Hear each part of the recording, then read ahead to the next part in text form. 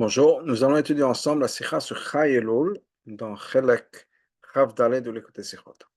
Cette sikha donc sur Chai Elul. Chai Elul dit le Rabbi Hu Yom HaUledet Shel Shnei Amarot HaGedolim, c'est le jour de l'anniversaire des deux grands luminaires qui sont Yom Sheni Chai Elul Taf Nun Chet Yom Uladeto Shel Abba Shem Tov. Donc le lundi Chai Elul de l'année 5458 qui est l'anniversaire de Baal Shem Tov. Et Yom Avi Chayil Tav Kuf He est mercredi, le 18 Elul de l'année 5505, où Yom Lato Shel Rabbeinu Hazaken, c'est l'anniversaire du Admor Hazaken. Inyanze, cette idée-là, Yom Ulato Shel Tzadik Uzman Shel Simcha, que l'anniversaire d'un tzadik, l'anniversaire de la naissance d'un tzadik, c'est un jour de joie. C'est quelque chose qu'on voit dans plusieurs endroits, dans le mode Chazal. Ou pas en particulier, les Gabé Tzrak Avinu, par rapport à Yitzhak. Moshe Rabbeinu, au point où ces anniversaires-là ont eu un impact, pratiquement parlant, sur certaines choses. Comme c'est marqué dans le Midrash. La raison pour laquelle le Mishkan a été dédié après une certaine période de temps. Pas dès que ça a été fini. Le Mishkan a été fini, Chaf He Kislev, le 25 Kislev. Ils ont commencé à travailler dessus juste après Yom Kippour, d'après beaucoup d'opinions, et jusqu'au 25 Kislev, et on a attendu jusqu'au premier Nissan, Rosh Chodesh Nissan pour le faire. Donc, quelle est la raison pour laquelle on a attendu tous ces mois-là? C'est-à-dire qu'on a plus ou moins quelques jours de Kislev, Tevet, Shvat, Adar. 3 mois et quelques jours. Pourquoi avoir attendu? Et la raison nous dit,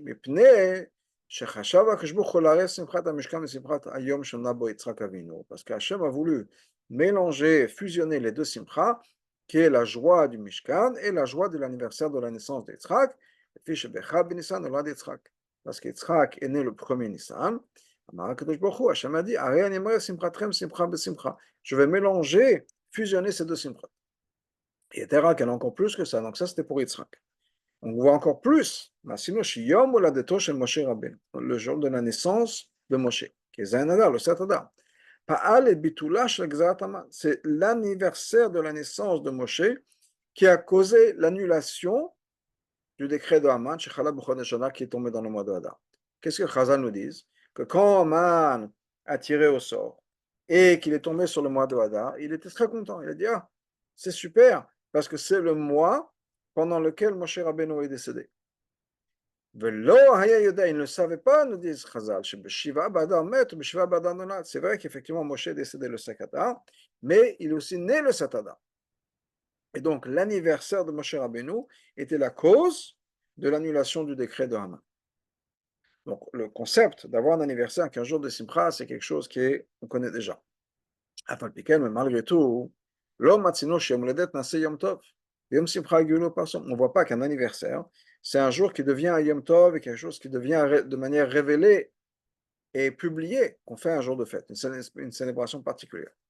Quelque chose qui impacte le peuple juif, etc. Le Zayin Adar, en ce qui concerne le 7 Adar, en fait, c'est même un jour de jeûne. Beaucoup de gens, ce n'est pas la coutume Chabad, mais beaucoup de gens ont la coutume de jeûner le jour de 7 Adar. Donc, ce n'est certainement pas devenu un Yom Tov. Et par rapport à Yitzhak, on n'a pas de coutume particulière par rapport à l'anniversaire de Yitzhak. Alors, Rosh Chodesh Nissan, c'est bien, c'est tout un tas de choses qu'on fait. Effectivement, des Patachonot, c'est Rosh Chodesh, etc. Mais on ne célèbre pas nécessairement la naissance de Yitzhak. Par contre, quand ce qui concerne la naissance de Bat Shem Tov et du Admor Hazaken Chailul, ça a été révélé par le rabbi précédent, au nom de son père, le rabbi Rachab, c'est un jour de Simcha. Au point on dit Gud Yom Tov. Le rabbi précédent a révélé ce Yom Tov là pour tout le peuple juif. Donc on sait que c'est un jour de Yom Tov. Étant donné que tout ce qui concerne la Torah est exact et très précis, donc on comprend que cette joie et cette élévation qu'il y a dans cet anniversaire de Chailul,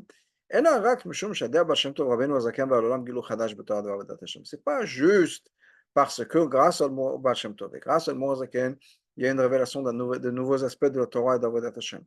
qui sont Gilou Torah HaChassidut HaKlalit, qui sont la révélation de la Chassidut de manière générale, Torah HaChassidut Chabad et la Chassidut Chabad et Klal Israël pour le peuple juif.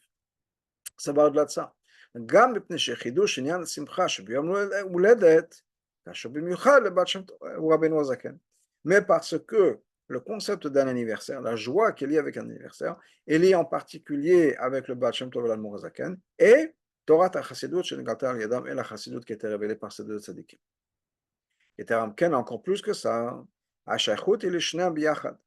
Le lien qui est entre un anniversaire et l'Admor HaZaken, le Baal Shem Tov et la Chassidut, c'est les deux à la fois, c'est pas chaque chose séparée. Pourquoi? Comme on dit, comme les mots du Rabbi précédent, Hayom ou Yom Ladetam Sheshna Vorot Agdolim Shelanu. Ce jour-là, Chayelul, c'est le jour de l'anniversaire de la naissance de nos grands deux luminaires. Kulomar, Shenekudat Enyan Shel Yom Uledet Ze. Le point de cet anniversaire-là va les débuter à l'idée Shna Vorot Agdolim, exprimé par ces deux grands luminaires, c'est-à-dire le Baal Shem Tov et Rabbeinu HaZaken, Beyachad, ensemble. Alors il faut comprendre ça. Comprendre le lien avec l'anniversaire et le lien avec la Chassidut et le lien avec donc, le Baal Shem Tov et l'Admor HaZaken.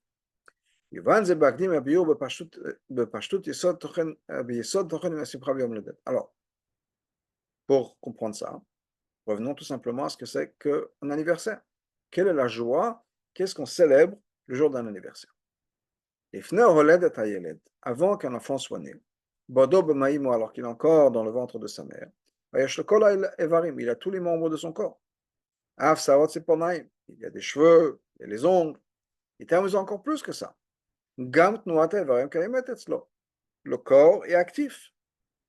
Par exemple, Chazal nous dit il mange ce que sa mère mange. Il boit ce que sa mère boit. Mais le corps est actif. Il mange, il boit, les enfants bougent, etc. Au contraire, quand il est dans le ventre de sa mère, il ne peut pas être sur certains points, dans certains aspects, son existence est encore meilleure et plus forte qu'après la naissance. Dans le ventre de la mère, il est protégé de tout ce qui pourrait lui causer des dommages. Automatiquement, par la mère. Après la naissance, on a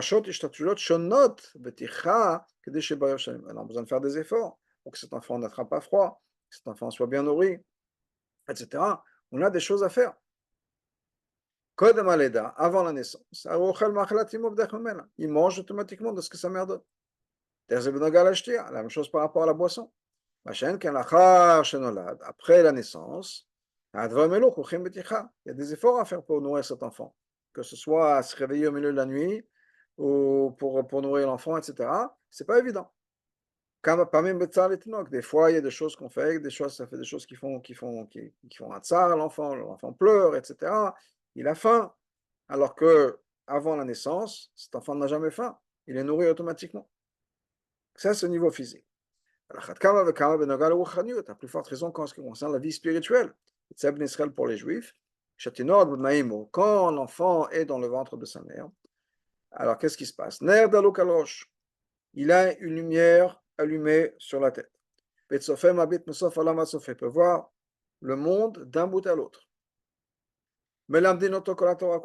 Et on lui enseigne toute la Torah. Aval, mais Kevan, Sheba la Virolam. Une fois que cet enfant arrive à l'ère du monde, c'est-à-dire une fois que l'enfant est né, Ba Malach Vesitro Alpiv. Le Malach vient, le frappe sur la bouche, Mashkacho Kol Torah Kula, il le fait oublier toute la Torah. À ce moment-là, uniquement à partir du moment où l'enfant va commencer à parler, qui prend pas mal de temps, à ce moment-là, à ce moment-là, le père lui enseigne Torah Tziva. On commence le début avec un pasuk. Après, Ben Chamesh le Mika, après l'enfant a 5 ans, il commence à prendre le Chumash. Ben Esser le Mishnah, ensuite il a 10 ans, il commence à prendre la Mishnah, etc., etc. 15 ans, c'est la Gemara. Ad Shebiado la Gel Shlimut Belimud Torah.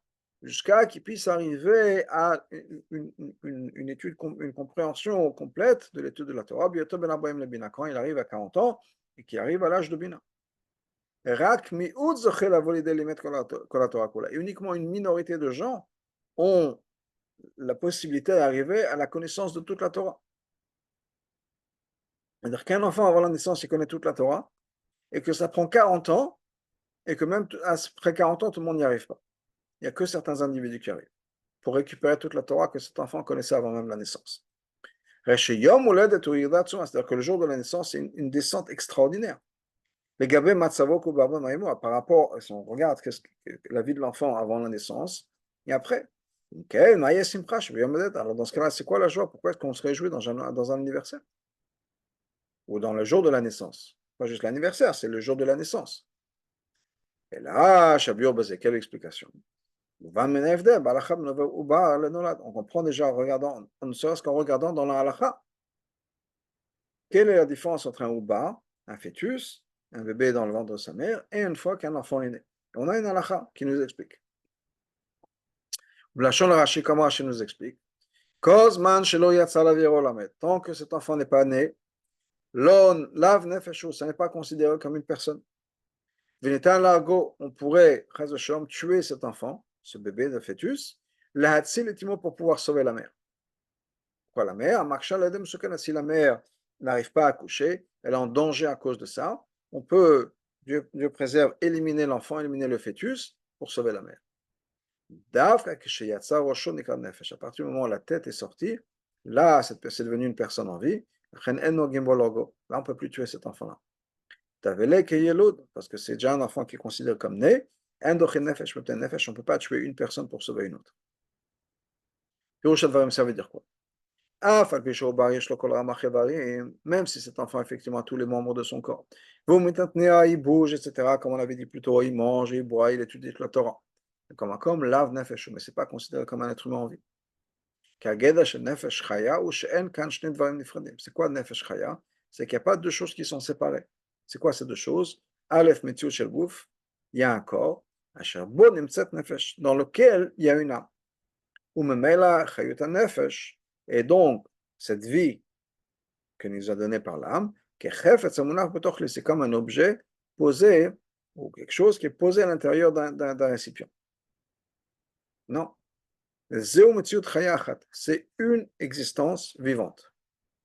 Et un être humain, un être humain, c'est quoi? C'est pas qu'il y a un corps de chair qui est mort et dans lequel dedans il y a une neshama. C'est comme si on mettait, je sais pas, une voiture avec un moteur ou un écran, une télé ou un ordinateur avec l'électricité.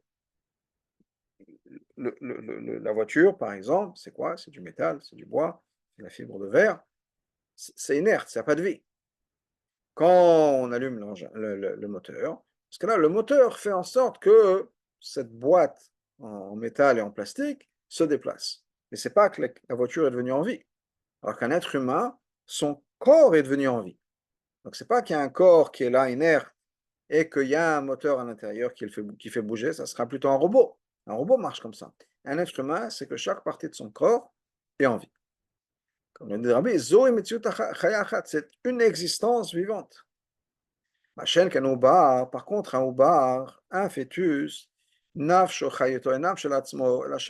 vie n'est pas sa vie à lui, c'est la vie de sa mère. Il est branché dans la vie de sa mère. Il y a un moteur, si on peut dire, qu'il fait fonctionner. Et donc, ce n'est pas une nefesh, l'âme nefesh dans le mot de Rashi. Ça, c'est ce qu'on célèbre, la joie qu'on a dans un anniversaire chaque année. C'est le jour où la personne est devenue une existence indépendante, une existence vivante indépendante. Nefesh. On n'est plus dépendant de ce qui est branché en nous, si on peut dire. On est maintenant en vie. Maintenant, on comprend la raison.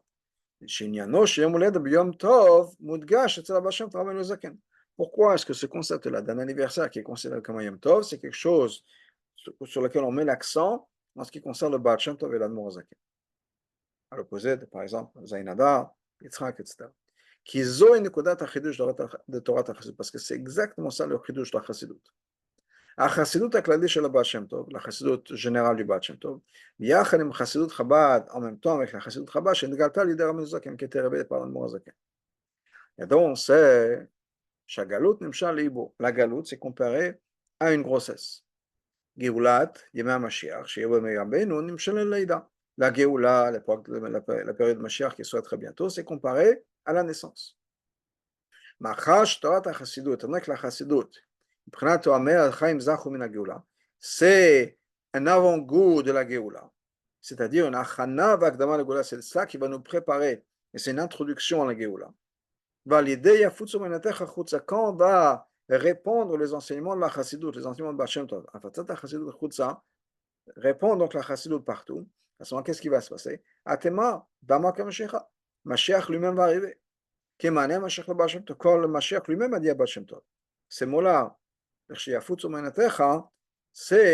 que le Mashiach a répondu à Baal Shem Tov. Baal Shem Tov a eu une fois Rosh Hashanah une aliyat à Neshama, ce Neshama est monté, il est monté jusqu'au Echal de Mashiach, il a demandé à Mashiach, quand est-ce que tu vas venir? Il lui a répondu, on comprend, donc c'est quoi le chidouche de la chassidut? Étant donné que c'est la préparation, et c'est ça qui va nous amener à la Géoula, automatiquement on comprend que déjà c'est le début du processus, parce que si ça n'a rien à voir, ça ne marche pas. Donc, l'idée c'est que quoi? On a déjà cette idée de Leïda, cette naissance s'exprime par l'intermédiaire de la chassidut. Qu'est-ce qu'il y a de particulier dans la chassidut par rapport au reste de la Torah, par rapport à la Torah qui était révélée avant? La Torah et les mitzvot, ça peut se faire de deux manières. Aleph, les mounas Torah avec les mitzvot, on peut étudier la Torah, faire les mitzvot de cette manière. La personne qui étudie, la personne qui fait la Torah, et la Torah et les mitzvot, ce sont deux entités séparées. Ou, Adam, la personne, c'est un juif, qui est Yerushalayim, à chaque fois, la Torah, qui est complètement plongé, immersé dans l'étude de la Torah. Il fait attention aux mitzvot, à la mitzvah la plus importante comme la mitzvah la plus légère, la moins importante. Il est à 100% dédié, c'est un juif religieux, etc. Aval, Bagashtreo Yeshkan Hu, mais dans son sentiment, dans son vécu, qu'est-ce qui se passe? Il y a lui, qui est Metziut Neferet ben la Torah mitzvot. Lui, c'est une personne, qui est une entité séparée de la Torah mitzvot. Vehu lomed Torah. Et lui, monsieur ou madame un tel, étudie la Torah. Ou mekayem mitzvot. Et lui accomplit les mitzvot. Au point non seulement ça, mais la Torah et les mitzvot lui donnent de la vie. C'est ça qui va lui donner sa vitalité, son énergie, etc. Parce que c'est la chokma, c'est la sagesse, c'est la volonté d'Hachem. Hachem, c'est la source de vie. Il est en vie, il est énergisé par la Torah et le mitzvot. Mais une vie pareille, c'est la vie d'un fœtus. Le bébé dans le ventre de sa mère. Il a toutes les parties du corps. Et il est en vie d'une certaine manière. Mais la vitalité qu'il reçoit, ce n'est pas sa vitalité à lui. Comment dire, il est branché. Il est branché dans la vitalité que sa mère lui donne. Lui, si on se serait débranché, si on peut dire, il est en vie, il n'est plus en vie. C'est comme s'il était mort. Ça, donc, c'est un type une sorte de gens qui vivent leur judaïsme comme ça. Il y a moi, et moi, j'étudie la Torah et les mitzvot, etc. C'est la chose la plus importante de ma vie, c'est ça qui me donne mon énergie à 100%. Mais il y a moi qui fais ça. Le Baal Shem Tov a révélé. Et il a mis l'accent sur quelque chose qui est très important. Il a révélé quoi? Il a révélé la profondeur et la vérité de ce qu'on dit En Om Ilvado, il n'y a rien à part Hachem. C'est de quoi il n'y a rien à part Hachem? Pas qu'il n'y a rien d'important à part Hachem, pas qu'il n'y a rien d'aussi grand qu'Hachem. Non, non, non. Il n'y a rien à part Hachem. Zéro. Ou même automatiquement, il n'y a pas deux choses. C'est-à-dire, Metziut Adam et Kayim Torah Mitzvot. Il y a la personne et la personne qui fait la Torah et les Mitzvot. Non. Il n'y a rien à part Hachem. Il y a une seule chose à Kadosh Baruch Hu.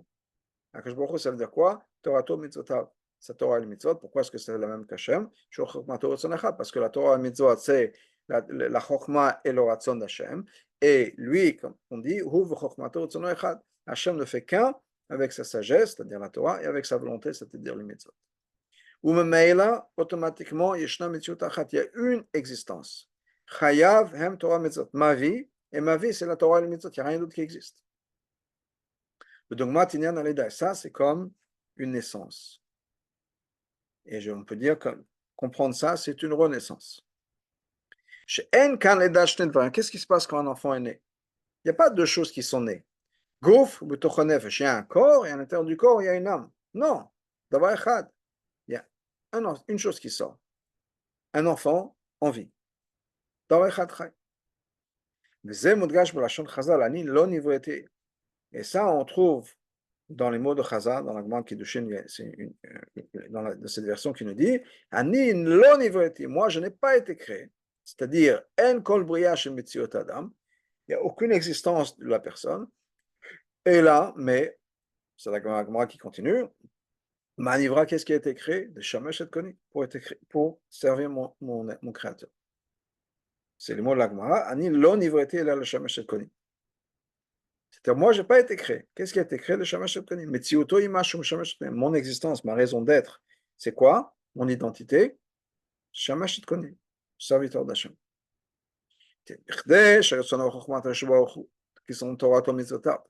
Pour que la Chokhmah et la volonté d'Hachem, c'est-à-dire la Torah et le mitzvot, elle puisse être accomplie, on a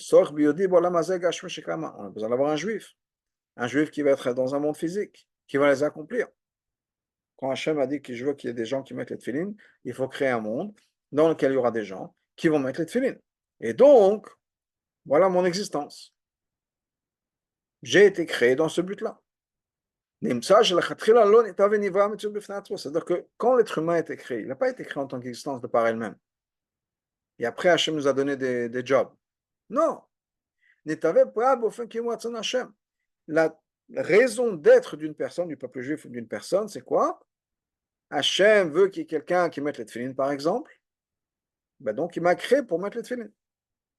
Donc, mon existence, c'est quoi? Je ne suis là que pour accomplir la volonté d'Hachem. Je donne l'existence des tefilines, bien sûr, c'est toute le mitzvot. Mais ma raison d'être est uniquement d'être la personne ou une personne qui va accomplir la volonté d'Hachem. C'est tout. J'ai été créé pour ça. Donc, et on voit un exemple de ce concept-là dans la halakha. Il y a dans le Chot Shabbat, quelqu'un qui va sortir de la nourriture, Shabbat, de Rishut HaYachid dans Rishut HaRabim, c'est-à-dire d'un domaine privé au domaine public. Quand on sort quelque chose, on est chayav, juste au-delà. Si, mais certaines choses ont des mesures. Il faut que ce soit plus qu'une telle et telle mesure en fonction de la nourriture, en fonction des objets, etc. Donc, quelqu'un qui sort de la nourriture, moins qu'un shiur, moins que la quantité pour laquelle cette personne serait responsable. On n'est pas tôt. Maintenant, qu'est-ce qui se passe si la personne sort de ce shiur, tout petit shiur, mais c'est dans un keli? Il a une bassine, il a une assiette, il a un conteneur, et dedans, il y a une graine, par exemple. On dit qu'il n'est pas tôt. Ah, falakli, même sur le keli. Ah, il a sorti tout un keli, il a sorti une assiette, un plateau. On n'est pas tôt. Chaklit felalo, parce que si la seule raison pour laquelle il se servait de ce keli, c'est parce qu'il a besoin d'avoir un endroit où mettre cette graine unique, par exemple, sur laquelle il serait plateau, et donc il se servait de ça uniquement pour ça, pas pour le plateau ou le conteneur quelconque, il est plateau. Aïno, c'est-à-dire, même si le keli est un shiur. Si il sortirait de ce keli de par lui-même, il serait chayav pour la hotza. Maintenant, étant donné que ce keli-là, il a été fait uniquement pour ce que j'ai mis à l'intérieur, et ce que j'ai mis à l'intérieur ne compte pas. En ce cas-là, la Torah nous dit que ce keli n'a aucune metziut. Il n'a aucune importance. La tfeilalo, il est complètement secondaire à ce qui est à l'intérieur. L'ochlin, dans ce cas-là, c'est la nourriture. Étant donné que dans ce cas, la nourriture à l'intérieur est moins que le shiur, et donc le fait qu'on a fait sortir cet objet-là, ce qui inclut le fait que j'ai fait sortir un keli, ce n'est pas considéré comme ça. Étant donné que la raison pour laquelle je fais sortir cet objet, ce keli, c'est pour la nourriture, et la nourriture, encore une fois, n'a pas le shiur, et l'existence de ce keli, en vérité, c'est quoi? ce n'est qu'un support pour la nourriture. Le keli est devenu maintenant, fait partie de la nourriture, et encore une fois, la nourriture, il ne veut pas le suivre.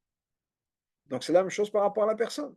On est complètement battel, secondaire, par rapport à ce qui est à l'intérieur de nous, qui est notre mission. Notre mission, c'est quoi? C'est faire la Torah mitzvot. Donc on n'a aucune existence, si ce n'est l'existence de la Torah de mitzvot.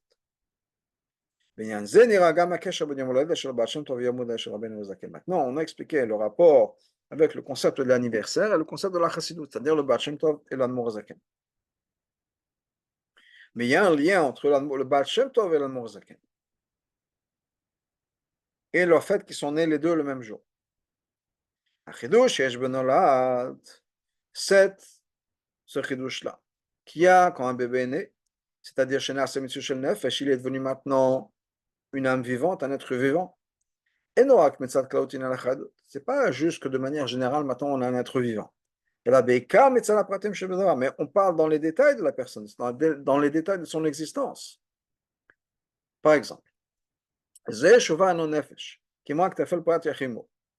quand, avant la naissance, on dit qu'un enfant n'a pas son existence, il n'a pas d'identité, uniquement une partie du corps, si on peut dire, de sa mère.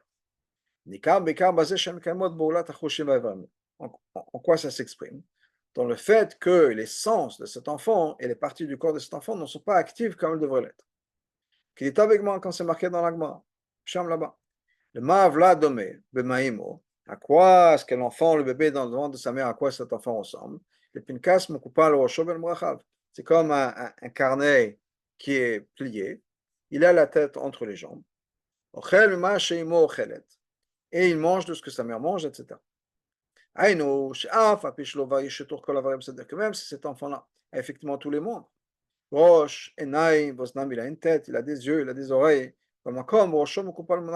mais la tête est mise entre les genoux. C'est-à-dire, la tête ne sert pas son but, son rôle de tête. Cet enfant n'est pas en train de penser. Les yeux ne voient pas ce qu'il verra après. Les oreilles n'entendent pas comme on entendra après la naissance. Et ça, c'est la différence qui se passe quand cet enfant maintenant va naître. Maintenant, il est devenu un être humain à part entière et indépendant. C'est pas juste de manière générale. Maintenant, avant, il n'était pas en vie, il était branché, si on peut dire, et dépendant de sa mère. Maintenant, il a sa vie à lui. C'est pas juste ça, de manière générale. La base chez Khushav et Varam et Trilim, c'est aussi que chaque partie du corps va commencer à faire son rôle, à jouer son rôle.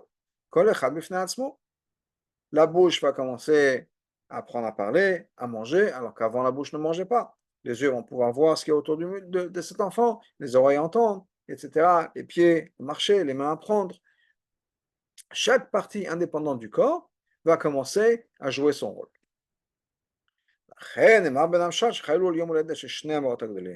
Et c'est pour ça, dans le Mashal du Rabbi précédent, non du Rabbi Rachab, on nous dit que Chaylo, c'est quoi? C'est l'anniversaire de deux grands luminaires, de Chadamakta ensemble, on a mis les deux ensemble, le Baal Shem Tov et l'Admor Hazaken.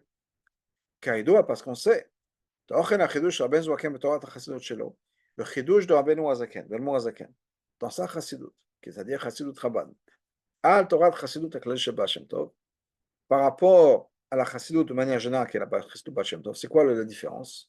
Basé, Shabbat Shem Tov chidesh chayut klali b'Torah mitzvot. Le Baal Shem Tov nous a donné une chayut générale dans la Torah mitzvot. Un enthousiasme, une vitalité, une énergie dans le sens où la Torah mitzvot, ça fait partie de moi, de ma vie. C'est moi. À l'idée, comment est-ce qu'il a fait ça? Il a révélé la neshama qui existe chez chaque personne. De manière générale, ça s'exprime comment dans l'Emouna?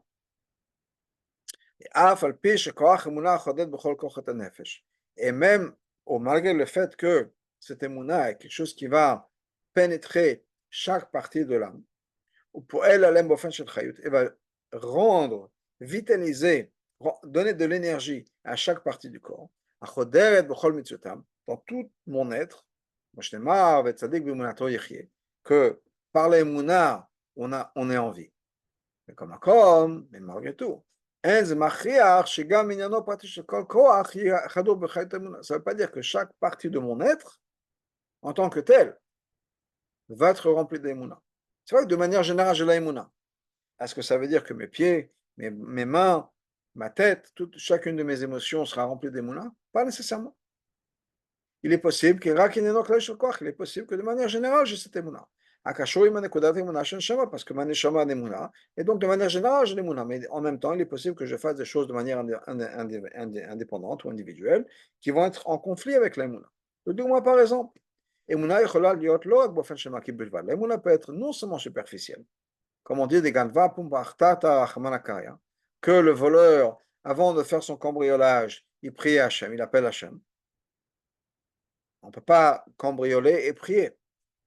C'est deux choses qui s'opposent l'un à l'autre. Soit on fait confiance à Hachem, dans ce cas-là, on ne va pas cambrioler, on va écouter la Torah Mitzvot. Soit on n'a pas confiance en Hachem, dans ce cas-là, pourquoi est-ce qu'on prie? Donc il y a cette émouna, mais qui n'est pas prête à changer ma vie. Je ne suis pas prête à abandonner, si on peut dire, ma profession, ou à faire confiance au niveau parnassa à Hachem. Mais je crois en Hachem. Mais ça peut aller plus loin que ça. Donc la émouna, pas juste de manière maquif. Il est possible que la émouna effectivement impacte mon existence et ma vie. Que ça va avoir une influence sur ce que je vois. Par exemple, au lieu de voir le monde comme une existence physique et matérielle, finalement séparée et indépendante d'Hachem, peut-être même en conflit et en contradiction avec le divin. Alors, donc en conflit avec le spirituel, à plus forte raison en conflit avec le divin. Au lieu de ça, pour elle, Emouna fait que quoi? Que je ne vois plus, je ne perçois plus le monde comme étant en contradiction avec le divin. Mais ça ne veut pas dire que ma Emouna va faire en sorte que je vois la main de Dieu dans ce qui est en train de se passer. J'ai la Emouna. Je vois que tout vient d'Hachem. Est-ce que ça veut dire que là, maintenant, je suis en train de voir Koach Apol chez Benifal, c'est-à-dire l'action du Créateur dans ce qui est en train de se passer? Ça ressemble à quoi? Le Rabbi nous dit dans l'Ara 44. C'est un exemple de quelqu'un qui voyait effectivement l'âme du Créateur dans un objet. Comme par exemple le Magid. Et qui il a pu reconnaître quelque chose de particulier sur un artisan qui avait fait un objet. Et dans ce cas, dans le cas qui est exprimé, cet artisan était aveugle d'un œil, et le Maguide a pu voir effectivement quel était l'artisan. C'est-à-dire qu'il a eu cette vision de l'énergie que la personne avait mise dans la création. Et ça, on ne le voit pas. On va continuer la hara. Qu'est-ce qui est marqué là-bas? Pour pouvoir voir ça, il faut qu'on soit une personne qui ne voit que le spirituel qu'il y a dans le matériel. Au point où on pourra voir maintenant ensuite, si on continue, si déjà je vois l'artisan, bien sûr que je peux voir l'artisan avec un A majuscule, c'est-à-dire la lumière divine, qui est la source de chaque action. Donc quand on est vraiment rempli de cette émouna, ou au-delà de l'émouna, plus que l'émouna, c'est que je vois vraiment la main d'Hachem dans chaque chose. Donc c'est savoir là l'émouna. L'émouna me dit, effectivement, il n'y a que Hachem, tout vient d'Hachem. Ok, c'est super. Mais est-ce que dans cet événement-là, je vois Hachem? Pas nécessairement, je pourrais dire comment. Donc ça, c'est le chidouche de Chassidut Chabad. On va continuer l'explication de ce concept-là. Donc, d'avoir cette émouna-là, qui me dit, oui, effectivement, je vois Hachem, Ashgacha Pratit, voilà, j'ai raté l'avion, il y a ça qui s'est passé, machin, truc, Hachem, 100%. Donc ça, c'est quoi? C'est ma vie. Une vie au niveau des enseignements du Baal Shem Tov par rapport à ça, c'est quoi? C'est que je vis avec Hachem. Et je vis, chaque chose qui se passe, je vois Hachem. Et ça, c'est une énergie qui rentre en moi et qui me prend, qui me transforme. Mais ça ne veut pas dire que chaque partie de moi est liée, si on peut dire, avec cette relation avec Hachem. Plutôt, c'est un point général. Et que chaque partie de moi, étant donné que j'ai cette émouna générale qui me rattache à Hachem de manière générale, alors bien sûr, chaque partie de moi suit. אבל רבינו הזקן המשיך חיית בכל כוח של נשמה. l'amour הזקן a mis ça à l'étape d'après. C'est qu'il a ramené cette émouna et cette chayut dans chaque koach de la neshama. Ou b'chol avoda v'avoda dans chaque aspect de ma Torah mitzvot. Gam et sa tochno pratique shel koach, même du côté individuel de chaque potentiel, de chaque faculté. De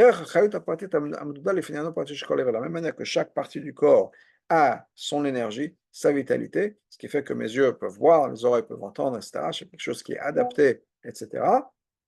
Il y a la même chose par rapport à la neshama.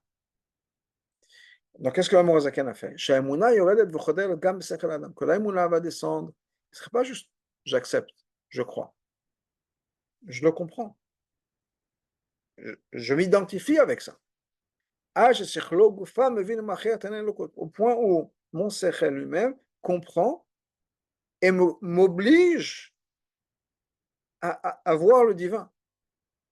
Donc, ce n'est pas juste une émouna générale. C'est que je le comprends, je le saisis. Bien sûr, chacun à son niveau.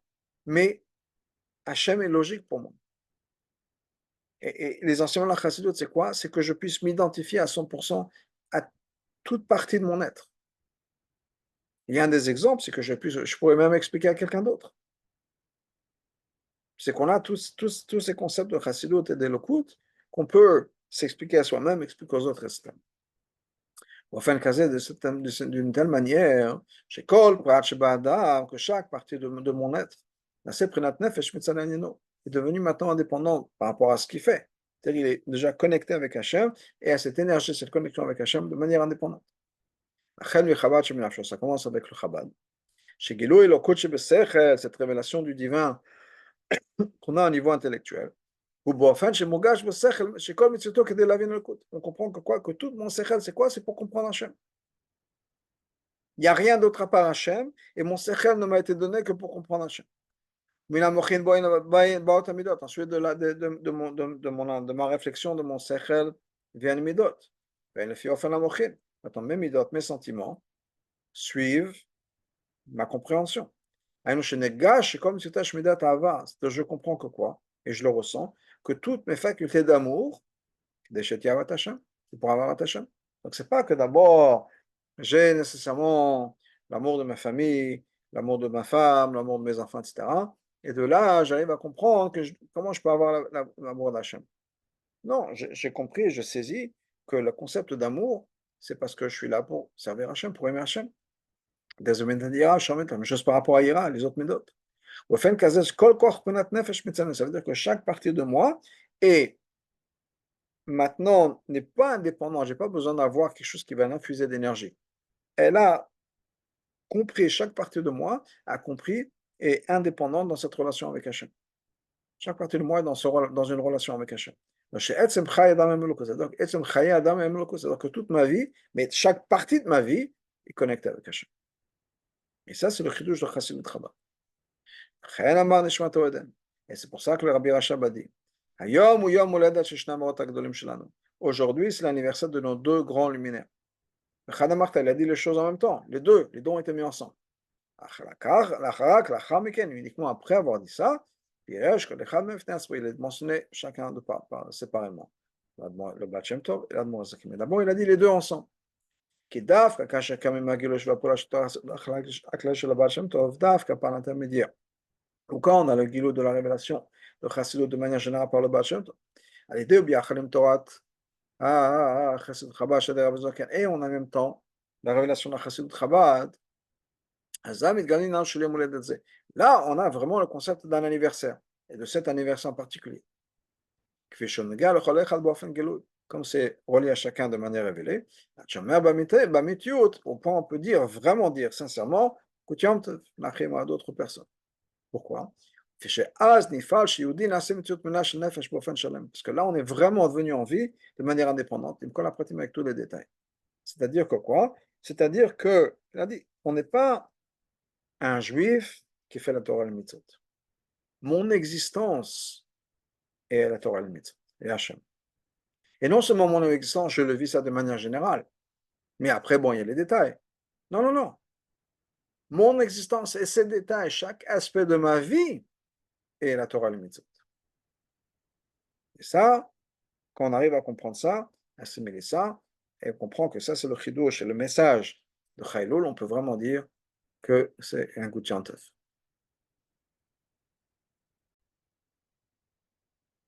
Kol inyan shenitgaleh li'yedei tzadikim, chaque chose qui a été révélée par les tzadikim, nimsa l'chol rosh b'toratam. Premièrement, ça a été transmis par leur Torah, par leurs enseignements.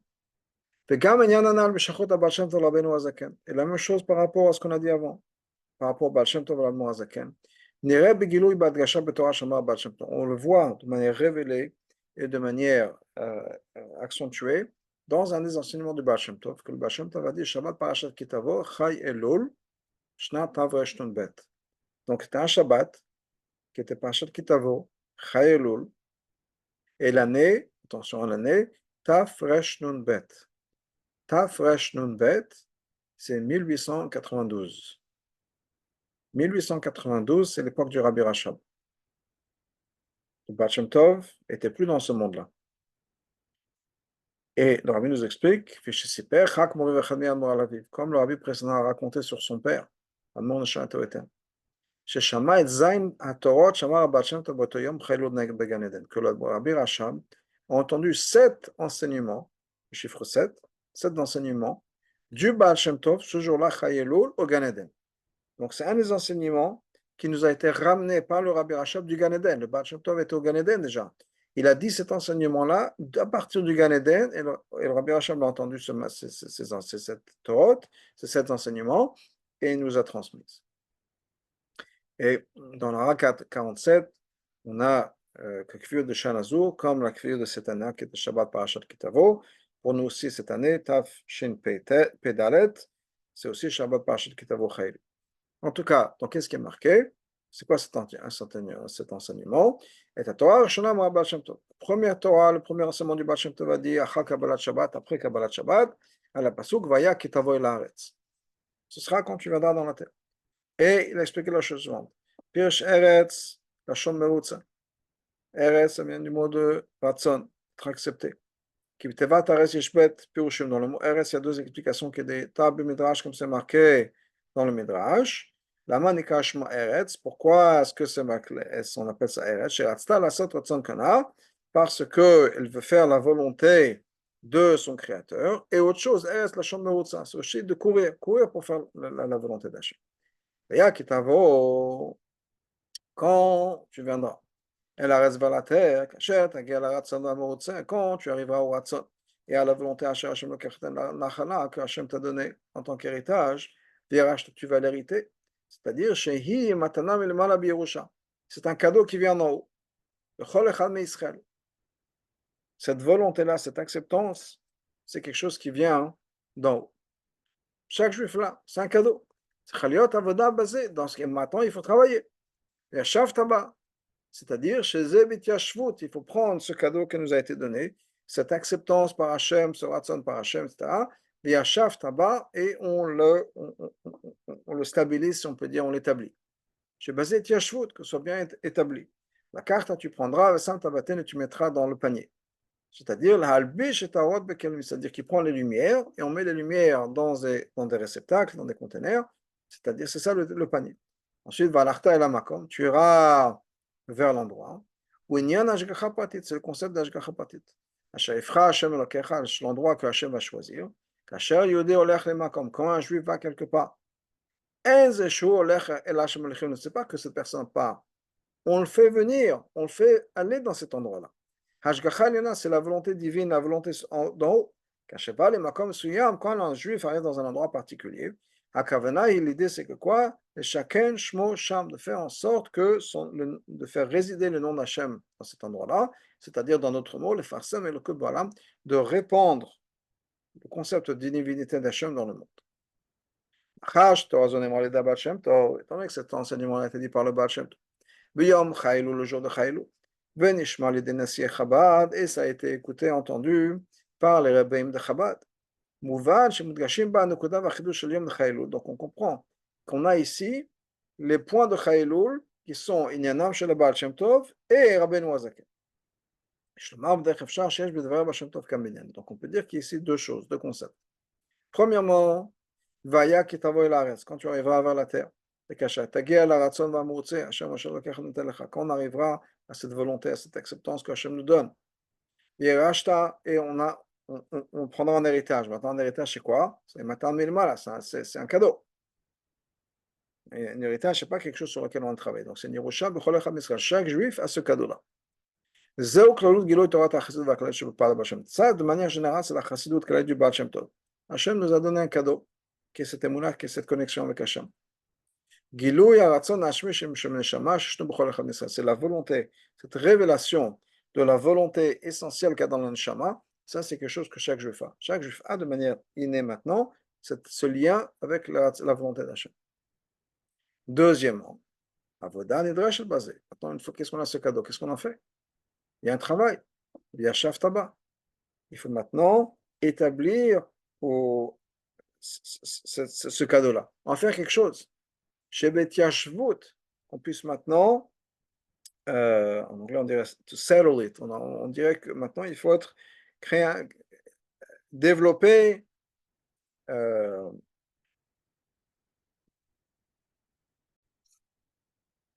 installer, si on peut dire, dans le sens, on prend quelque chose, et on l'établit, on l'installe. Donc, ensuite, vers la carte, tu prendras, et tu mettras ça dans le panier. L'albish et tarot bakelim, prendre ces lumières-là et les mettre dans des réceptacles, dans des conteneurs. Ensuite, va l'arta la makom, tu iras vers l'endroit. Il y a un ashgacha pratit, ce concept d'ashgacha pratit, qui est Asher Yifra Hashem Elokecha. Pardon, je suis retourné en arrière, je m'excuse.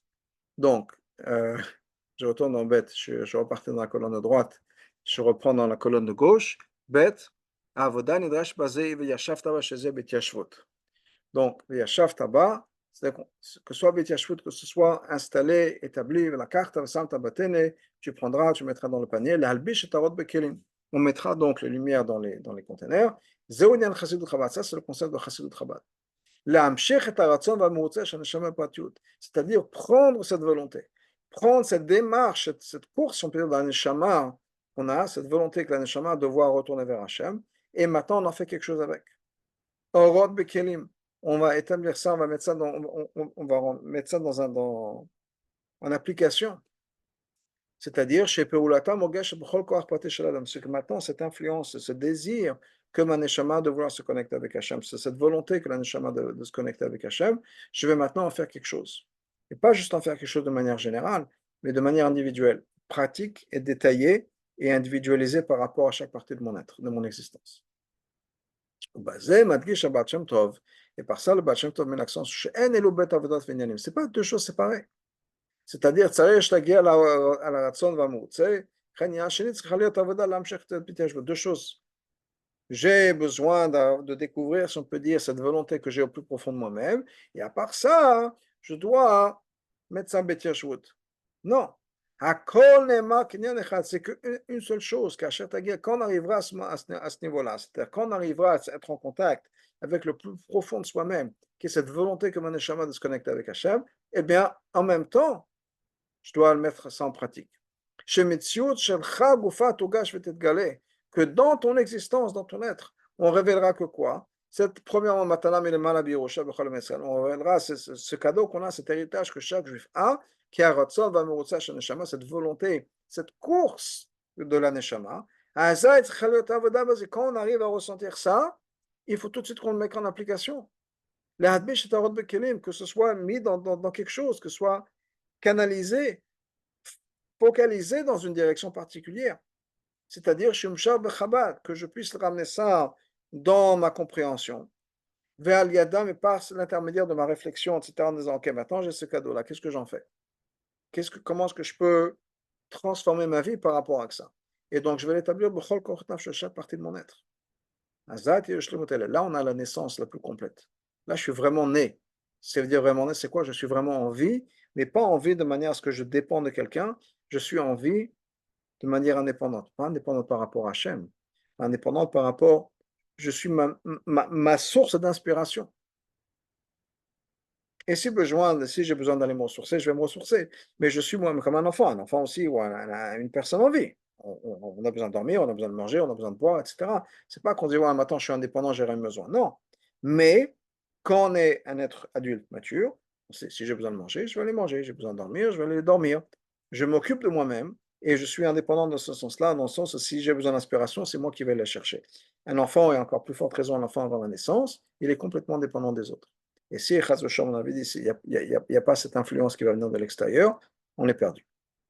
Parce que la chassidut est mechadesh, que le Baal Shem Tov est mechadesh. Et encore plus particulier la chassidut Chabad, et on le voit ça de manière tellement claire, évidente, dans le concept de shlichut, c'est justement cette indépendance. Combien de gens, de groupes, de communautés, si on peut dire, soit ont peur de créer le même système que la shlichut, soit effectivement l'ont fait et ça a échoué. Ou bien on envoie un groupe de d'Yavrechim qui vont aller quelque part pour créer une communauté. Pourquoi? Parce qu'ils ont besoin d'avoir ce soutien. Et que s'il n'y a pas ce soutien et cette codépendance avec les autres, ça se casse la figure. Ce que la Chassidut a accompli, on le voit dans les Shluchim. On en voit un couple au milieu d'un endroit perdu. Tout d'un coup, le judaïsme grandit et fleurit et s'épanouit. Pourquoi? Parce qu'eux-mêmes sont indépendants. Et donc, si à partir du moment où ils sont indépendants, ils peuvent devenir une source de vie aux autres. Parce qu'ils ont intégré ce message de la Chassidut, intégré ce message de la Chassidut Chabad en particulier, que je suis moi-même en vie et donc je peux faire créer, donner la vie. Je n'ai pas besoin de transmettre la vie de quelqu'un d'autre, de mon Rav, de mon Rosh Hashiva, de mon Rosh Kolel, etc. J'ai reçu et je suis en contact avec ma Neshama. Alors on a besoin de se ressourcer, on a besoin d'étudier la Torah, bien sûr, tout ça. Et n'importe quel juif religieux, si on peut dire, a besoin d'étudier la Torah, de faire la Torah, les méthodes, il va retrouver son Rav, son Rabbi, son Rosh Hashiva. D'une certaine manière, on fait tous la même chose. Mais c'est l'approche qui est complètement différente. Est-ce que c'est à moi, parce que je suis en contact avec ma neshama, je suis comme un enfant, un être vivant, ou bien je suis comme un fœtus qui est complètement dépendant d'une source plus élevée, d'une source plus importante, qui va être mon environnement, ma communauté, si on peut dire, etc. Maintenant, basé sur ce concept-là, on peut expliquer le reste de cet enseignement du Baal Shem Tov. Qu'est-ce que le Baal Shem Tov nous dit?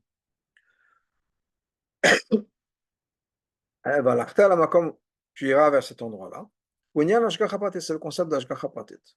Quand une personne arrive dans un endroit particulier, l'idée c'est quoi? C'est de pouvoir révéler Hachem, le Farsem, le Kutbolam, révéler Hachem. Bien sûr, c'est vrai, je parlais tout à l'heure de Shlichut et de Shluchim, c'est vrai pour chaque juif. Là où on est dans sa vie, là où on est en vacances, c'est lié à ça. On n'est pas parti en vacances juste comme ça. On est parti en vacances pour révéler Hachem dans un endroit particulier. Quand on va en vacances et qu'on se promène ou qu'on va en randonnée ou n'importe quoi, on prend cette filine avec soi. On a un mot à partager avec quelqu'un d'autre. C'est vrai que c'est ce concept-là, c'est-à-dire il y a un Ashgacha Pratit ou personnel comme cette idée d'Ashgacha Pratit et de révéler Hachem dans le monde entier. N'importe où un juif arrive, c'est lié effectivement avec un des enseignements, et c'est un des concepts les plus importants, les plus basiques des enseignements du Baal Shem Tov. Mais quel rapport avec ce qui est marqué au début de la Torah? Au début de cet enseignement, Torah, pas la Torah, mais l'enseignement du Baal Shem Tov. C'est quoi cette idée d'être en contact avec cette neshama, cette inspiration, et que cette inspiration on arrive à la canaliser, et on fait quelque chose de productif avec, etc. Quel rapport? Dans cette Reshima, où le rabbi précédent nous raconte ce qu'il a entendu de son père, qui sont les 7 Torot du Baal Shem Tov, on a un autre enseignement là-bas, qui a été dit après Arvit. Le premier enseignement, c'était dit avant Kabbalat Shabbat, et un autre après Arvit. Shama Od, apam Torah Kodemet, le Baal Shem Tov a répété le même enseignement qu'il avait dit avant Kabbalat Shabbat, Vosif, il a rajouté. Vehaya Kitavo, ce sera quand tu arriveras, pour arriver à ce ratson. Shou Matanat Kol Echad, qui est en fait un cadeau que chaque juif a, qu'on a en soi, cette neshama, de chacun shmosham. C'est quoi? Par l'intermédiaire de chacun shmosham. Faire révéler le nom d'Hachem. Mesiut Nefesh. Le Farsem le Kutub Olam, c'est la Mesiut Nefesh pour pouvoir répandre le nom d'Hachem dans le monde. Maïm Sirut Nefesh, c'est quoi cette Sirut Nefesh? Metoch Bracha ou Pasuk Télim, c'est en faisant une bracha, en récitant un verset de Télim. Ça, c'est un autre enseignement que le Baal Shem Tov avait rajouté. Mais ça, ce n'est pas suffisant pour expliquer le lien qu'il y a entre les deux premiers enseignements. Parce qu'il est marqué là-bas. Il a dit encore une fois la même Torah, mais aussi il a rajouté. Quand il a dit que c'est rajouté, c'est de quoi? C'est notre lien. Osafa, c'est l'Osafa. C'est pas qu'il a expliqué la première Torah, c'est un autre élément. Donc on n'a toujours pas expliqué la première Torah. Quel lien entre être en contact, le fait que chaque juif fasse un neshama, et cette idée de Ashgacha Pratit, là où on est. Puis, ce que cette deuxième Torah nous enseigne, c'est uniquement quoi? Le lien entre le chacun Shmo Sham, faire révéler le nom Hachem dans un endroit particulier, c'est Ut Nefesh de Farsem le Kotoba Olam, qui est cette mise Ut Nefesh pour répandre le nom d'Hachem dans le monde, avec Vaya Kitavo quand tu arriveras. Ça veut dire quoi, Vaya Kitavo quand tu arriveras? Quand tu es dans un endroit particulier, c'est pour une raison. Haratzon Shematanat Skolechad, qui est dans ce Vaya Kitavo, c'est quoi? C'est ce Ratzon que chaque juif a en cadeau. Chez le Klalut HaChidush de Torah Bat Shem Tov, ça de manière générale, c'est le Chidush de Bat Shem Tov. Mais ça ne nous explique pas l'essentiel de la première Torah.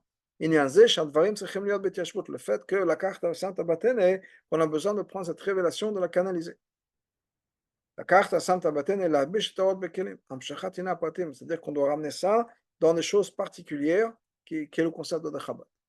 Donc, on a toujours besoin d'expliquer ce premier concept-là, qui est quel lien, quel rapport entre le fait qu'on a contact avec Neshama, sa Neshama, et cette idée d'Ashgacha Pratit, de là où on est et comment on révèle Hachem. Justement, à Bio, c'est voilà l'explication. Achilou ben Uba le Nolad, comme on l'avait dit plus tôt, la différence entre un fœtus et un bébé. L'orak ben surtout le gabat, pas juste par rapport à lui-même. La gambeka klapez de l'atmosphère, c'est par rapport aux autres. Ou c'est quoi la différence? Chez Nianav pour le taf chez l'Obaram Latzmo. Un fœtus avant d'être né, la seule chose qu'il fait, c'est par rapport à lui-même. Elle aime quand Shachot va se parler au Lam Shebachut. Il n'y a aucun lien, aucun rapport avec le monde à l'extérieur. Après qu'il soit né, chaque chose qu'il va faire, chaque action est liée avec ce qui est à l'extérieur de lui. Depuis le premier instant, cet enfant est né. Quand cet enfant crie, quand il respire pour la première fois et qu'il pleure, tout le monde entend. Pour la Tobia d'Avraglaim, il bouge avec les mains et les pieds. Tout le monde voit ça, tout le monde le ressent. Et donc, donc, quelle est la suite, l'étape juste après de la naissance d'une personne?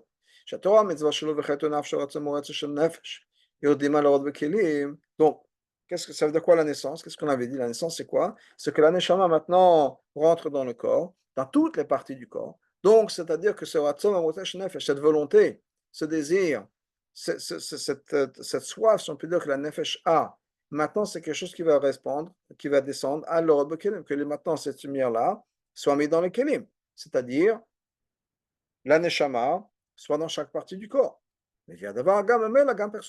Donc automatiquement, il y a maintenant un impact sur le monde à l'extérieur, c'est-à-dire révéler Hachem. Chaque fois qu'il arrive quelque part, il ressent que si j'arrive quelque part, c'est pour que le monde ressente que je suis là pour révéler Hachem. Encore une fois, on avait expliqué que quoi? C'est que dans ma vie, il n'y a que Hachem. Je ne suis là que pour l'existence d'Hachem. Dans chaque aspect de ma vie, quand je mange, quand je travaille, quand je suis dans le métro, tout ça, ce sont que des manières pour moi de révéler Hachem. Et c'est plus ou moins ce que le Rabbi dit, que cette réalisation, cette compréhension, cette manière de vivre, automatiquement m'amène à révéler Hachem chaque endroit où je suis, et je comprends que chaque chose est Ashgacha Pratit, et si je me trouve dans un endroit particulier, un moment particulier, c'est uniquement pour répondre à Hachem, révéler Hachem. Tam le Zebur Chaniut, c'est quoi la différence? C'est quoi la raison, pardon? La différence entre quelque chose qui va recevoir son énergie de quelque part d'autre, alors que quelque chose qui est indépendant, quelque chose qui reçoit sa chayut de l'extérieur, pas donner de la vie aux autres, parce que lui-même est dépendant. Dafka Chai Be'etzem, uniquement quelque chose qui de par lui-même est vivant, peut donner de l'énergie à quelque chose d'autre. Quand il arrive quelque part d'autre, il touche quelque part d'autre, il va lui donner cette vitalité. Étant donné que le divin, la Torah et les mitzvot sont quelque chose qui sont de par eux-mêmes la vitalité, la vie, et quand moi, ça devient ma vie à moi, c'est-à-dire que j'absorbe ça et ça devient mon identité. Chez eux, une chose, maintenant c'est moi, je m'identifie avec la Torah, le mitzvot et Hachem, mais automatiquement, kol makom sholer, chaque endroit où on va, automatiquement on répond à Hachem.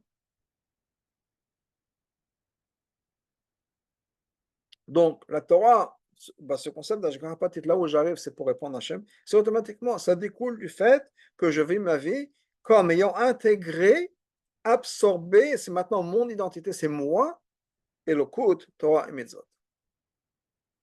Voilà, c'est vrai que ce concept-là de répondre à Hachem dans le monde, ça a commencé par le Baal Shem Tov, avant même la Chassid Chabad par l'Admor Zaken. malgré tout, יש תוספת יתרון פרסום אלוקות יש לאחרי גילוי תורת חב"ד. Mais ces mêmes enseignements du Baal Shem Tov, maintenant, sont encore plus renforcés, encore plus forts, etc., par l'intermédiaire de la Chassidut Chabad. Parce que ces lumières-là arrivent maintenant dans les Kelim. On peut l'expliquer ça encore une fois dans le monde de la Shlichut, ou par l'intermédiaire des enseignements du Rabbi, etc. Le Rabbi va expliquer.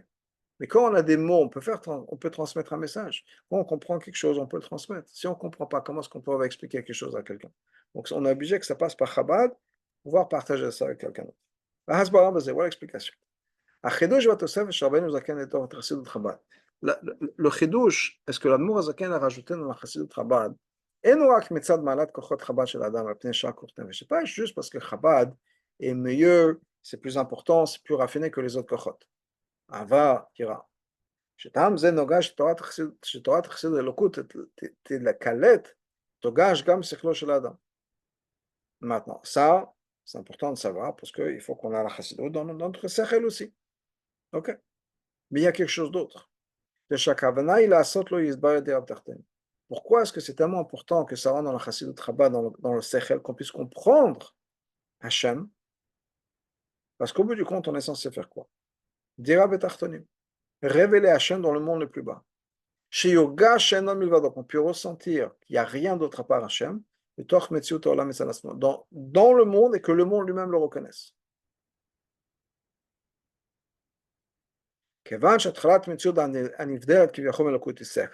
Étant donné que où est-ce que commence, si on peut dire, une séparation par rapport à Hachem? Séparation qui vient tout est Hachem. C'est dans le sechel. C'est-à-dire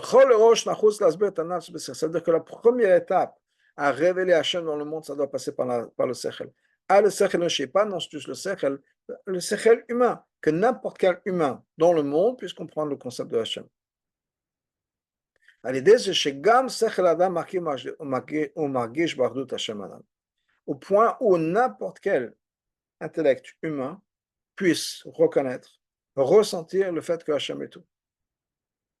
Alors, enfin, au point, à tel point, Shavanat et Lokut Nasit Kol Metziuto, chez la Sechel, que mon Sechel maintenant est dédié uniquement à la compréhension d'Hachem.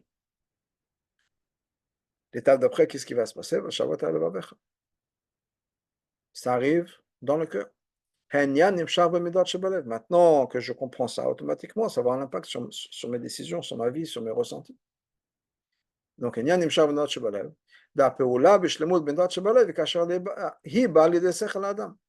vrai impact sur les midot, c'est quand les midot sont influencés par le sechel.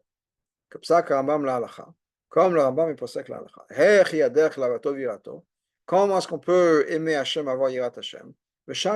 Quand on va réfléchir, on va méditer. Ça va passer par la tête. Et une fois qu'on a les émotions, ça passe dans les étapes d'après. Au point où cette unité d'Hachem, qui n'a rien d'autre à part Hachem, maintenant est ressentie dans le monde entier, dans tous les aspects du monde. Et donc, oui, on voit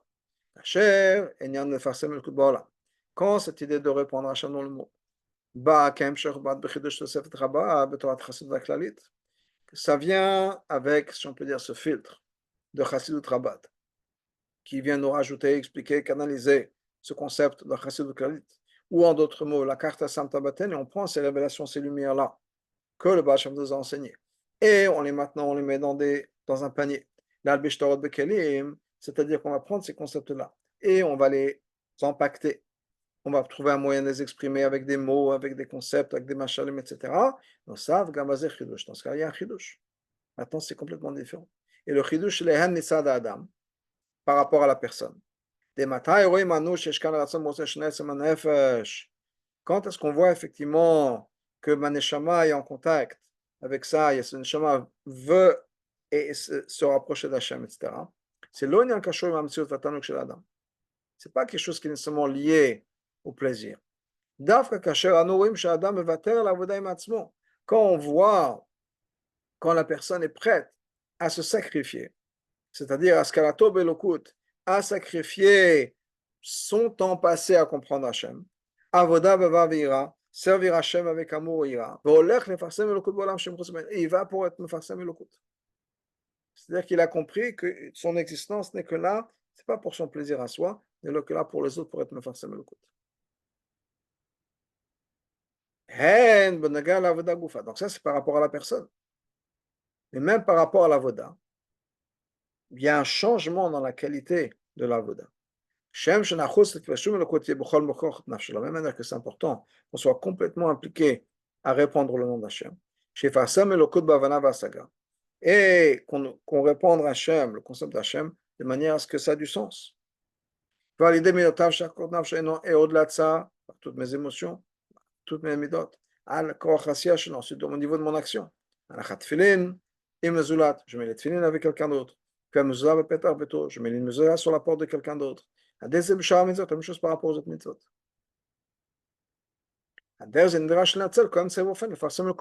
Et si j'ai cette vision-là, où il n'y a rien que Hachem et répondre Torah mitzvot dans le monde, qu'est-ce qui va se passer? Automatiquement, c'est ma vie.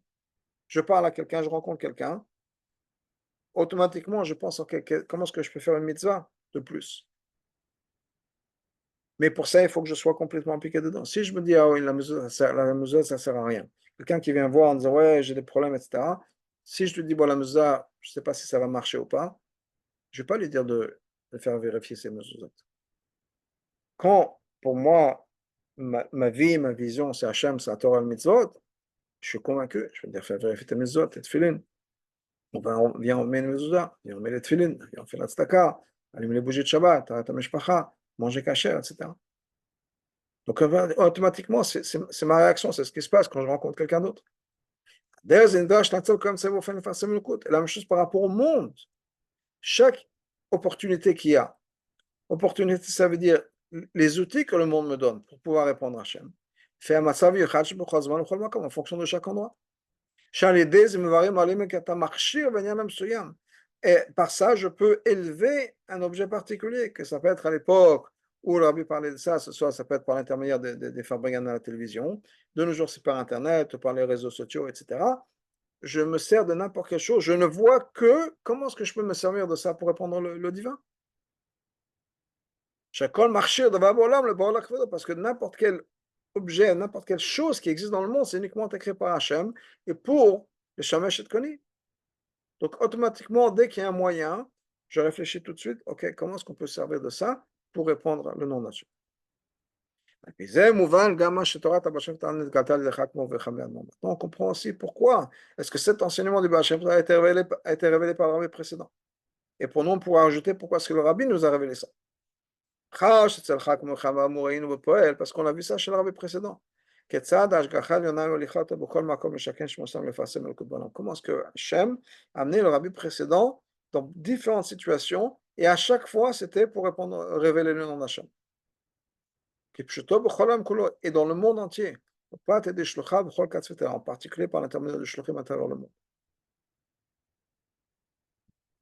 Et comme le rabbi va dire, le rabbi précédent était rabbi pendant 30 ans, et à peu près 3 périodes de 10 ans, et à chaque fois c'était une avoda différente.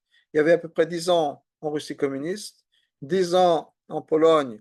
Il y avait une liberté de religion à cette époque-là. Il y avait beaucoup de religieux et beaucoup d'autres groupes racidiques en Pologne. Et 10 ans en Amérique, où il n'y avait pas de Yiddishkeit, mais il n'y avait pas bien sûr les communistes. Donc à chaque fois, c'était un travail différent à faire.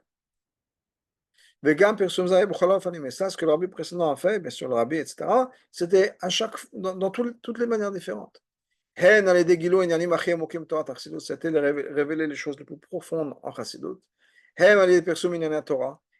révéler des concepts de Torah qui sont niglés en plusieurs langues. Au point où c'était ce qu'on appelle Tinok Shenishba, des gens qui ont grandi sans aucune éducation juive. Et au point où c'était influencé un juif de garder Shabbat, de faire Shabbat, arrêter Mishpacha, Ner Tfilin, etc. De mettre les Tfilin.